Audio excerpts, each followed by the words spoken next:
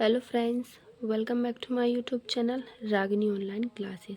आज हम पढ़ने वाले हैं क्लास 6 की एनसीईआरटी का 7 चैप्टर, जिसका नाम है अशोक, एक अनोखा सम्राट जिसने युद्ध का त्याग किया। ठीक है, तो हम इस चैप्टर में सम्राट अशोक के बारे में पढ़ेंगे। ठीक है, जो मौर्य वंश से रिलेटेड है।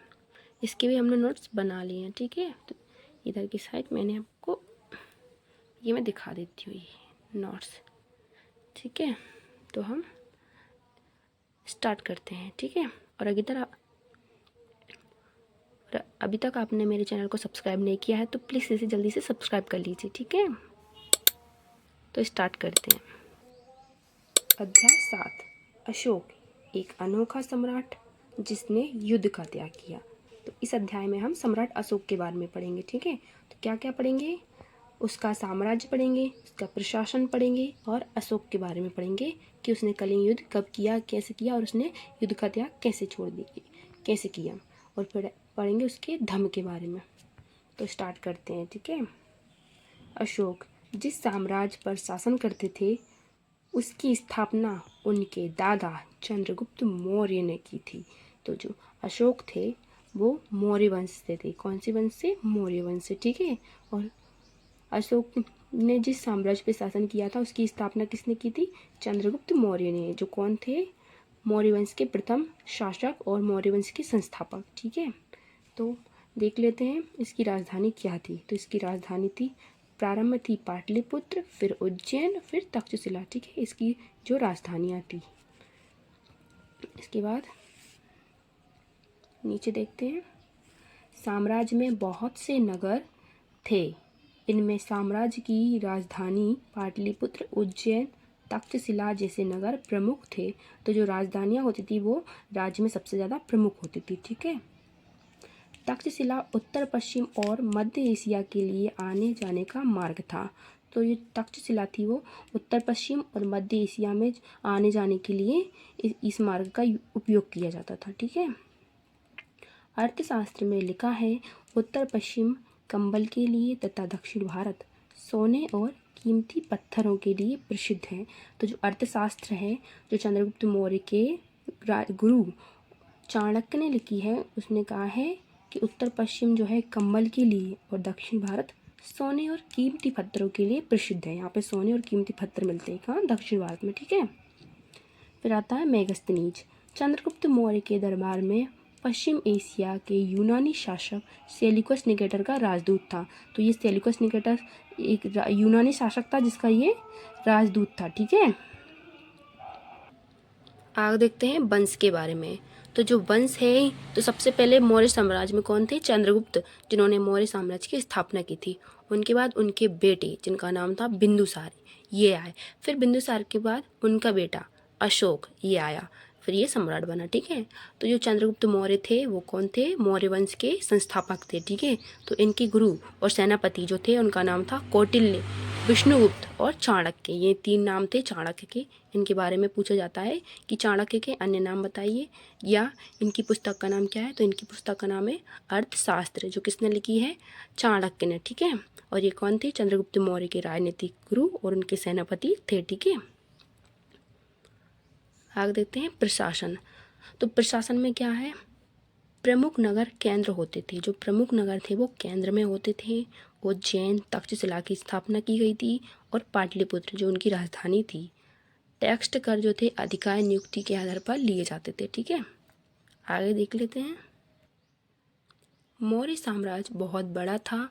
अलग अलग हिस्सों पर अलग अलग ढंग से शासन किया जाता था। तो जो मौर्य साम्राज्य था वो एक बहुत बड़ा साम्राज्य था और उस पर अलग अलग हिस्सों पर अलग अलग तरीके से शासन किया जाता था। ठीक है, पाटलिपुत्र पर सम्राट का सीधा नियंत्रण होता था। तो जो पाटलिपुत्र थी वो राजधानी थी और राजधानी पर तो आपको पता है जो सम्राट था वो बिल्कुल सीधा नियंत्रण रखता था। ठीक है, इस राज्य के गांवों, शहरों के किसानों, जो पशुपालक होते थे, शिल्पकारों और व्यापारियों से कर इकट्ठा करते थे। इसके लिए उन्होंने अधिकारी नियुक्त कर रखे थे। तो जो राजा था वो गाँव और शहरों में जो किसान, पशुपालक और जो शिल्पकार व्यापारी रहते थे उनसे कर इकट्ठा करने के लिए अधिकारियों की नियुक्ति करते थे। ठीक है, तो और देखते हैं अशोक मौर्य वंश का सबसे प्रतापी शासक था। तो जो अशोक था, सम्राट अशोक, वो मौर्य वंश का सबसे प्रतापी शासक था। ठीक है,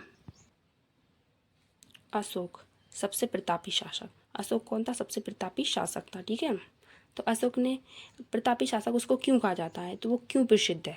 तो वो अभिलेखों और स्तूप के कारण प्रसिद्ध है, क्योंकि उसके अभिलेख और जो स्तूप हैं उसके कारण वो बहुत ज़्यादा प्रसिद्ध हुआ। उसने अभिलेखों का निर्माण करवाया और स्तूप बनवाया। ठीक है, तो उसकी जो अभिलेख थी उनकी भाषा जो थी प्राकृत थी, और जो उनकी जो लिपि थी वो थी ब्राह्मणी। तो भाषा उन्होंने प्राकृत रखी और लिपि उनकी ब्राह्मणी थी। ठीक है, इसके बाद अशोक का कलिंग युद्ध। अशोक ने कलिंग युद्ध लड़ा था। जो कलिंग है वो क्या है? तो जो वर्तमान में उड़ीसा है उसका तटवर्ती नाम है कलिंग। कलिंग जो है उसका प्राचीन नाम है उड़ीसा। जो आज के टाइम पे उड़ीसा है उसको प्राचीन टाइम में कलिंग कहा जाता था। ठीक है, तो कलिंग युद्ध के बारे में हमें कहाँ से जानकारी मिलती है? तो अशोक के 13वें अभिलेख से हमें कलिंग युद्ध की जानकारी मिलती है। तो अशोक ने अभिलेख खुदवाए थे, उसमें 13वें अभिलेख से हमें कलिंग युद्ध की जानकारी मिलती है। ठीक है, इसके बाद अशोक का धम्म। तो धम्म क्या होता है? धम्म का अर्थ होता है धर्म।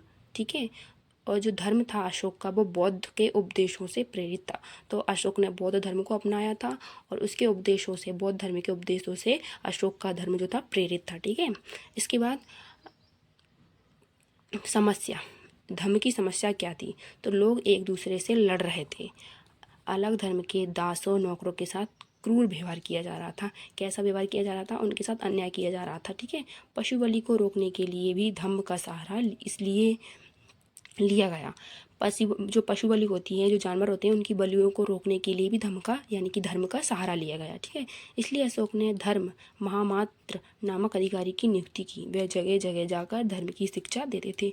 तो जो अशोक थे उसने किसकी नियुक्ति की? धर्म महामात्र की, जो धर्म की रक्षा करेंगे और जगह जगह पर जाकर धर्म के लिए उपदेश देंगे। ठीक है,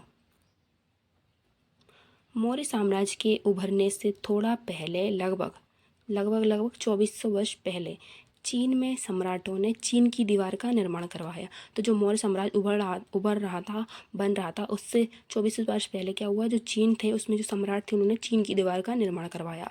अब इस दीवार का निर्माण क्यों करवाया? इसे बनाने का उद्देश्य उत्तरी सीमा की पशुपालन लोगों से रक्षा करना था।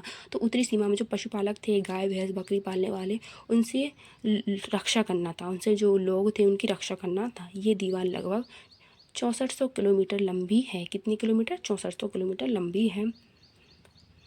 ये दीवार पत्थरों और ईंटों से बनी है। तो ये दीवारें पत्थरों और ईंटों से बनी हैं। 2000 वर्षों तक इस दीवार का निर्माण चलता रहा और 2000 वर्षों तक इस दीवार का क्या रहा? निर्माण चलता रहा। ठीक है, तो ये थी अशोक के बारे में जानकारी। इसके आने वाले वीडियोज़ में आने वाले टॉपिक पर और ज़्यादा तरीके से वीडियो इसी तरीके से मैं बनाती रहूँगी। प्लीज़ आप मुझे सब्सक्राइब करके ज़रूर से बताइए।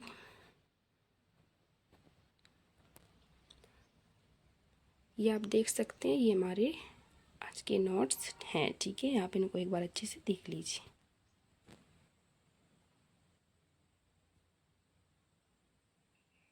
और अगर आपको मेरी वीडियो अच्छी लगी हो तो प्लीज़ इस वीडियो को लाइक कीजिए और अपने फ्रेंड्स को शेयर कीजिए। ठीक है, और मेरे चैनल को जल्दी से सब्सक्राइब कर लीजिए। ठीक है, और कमेंट करके तो आप बताना कि मेरी वीडियो आपको कैसी लगी। ठीक है, थैंक यू।